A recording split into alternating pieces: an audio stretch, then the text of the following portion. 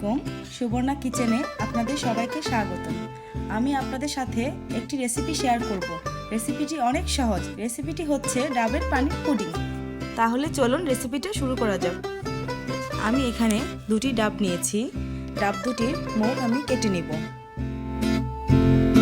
ডাবের মুখ কেটে আমি একটা পাত্রে পানিগুলো ঢেলে নিব।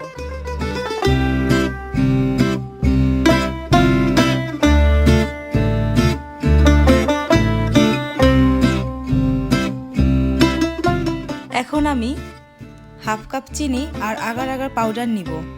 এই আগার আগার পাউডার আপনারা সব সুপার শপে পাবেন। এইখানে আমার শুধু দুটি উপকরণই লাগবে। এখন আমি চিনি আর আগার আগার পাউডার পানিতে মিশিয়ে নিব।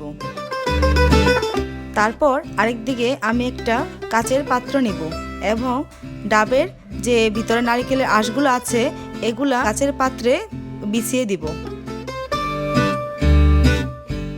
এখন আমি চুলায় পাতিলটা নিয়ে যাব। আমি এটাকে চুলায় জাল করব। যতক্ষণ চিনি আর আগার আগার পাউডার একসাথে না মিশে যায় ততক্ষণ আমি এটাকে ভালো করে জাল করব।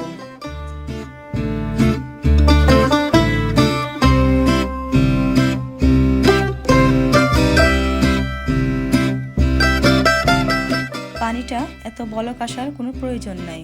যখন দেখব চিনি আর আগার আগার পাউডার একসাথে মিশে গেছে, পানিটাকে একটা ছাঁকনির সাহায্যে আমি ছেঁকে নিব।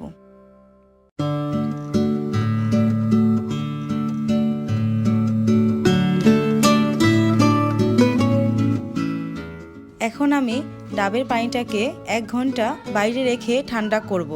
ফ্রিজে নরমালে 2-3 ঘন্টা রেখে দিব। 2-3 ঘন্টা পরে আমি ফ্রিজ থেকে নামিয়ে দেখব পুডিংটা খাওয়ার জন্য প্রস্তুত। এই হলো আমার ডাবের পুডিং।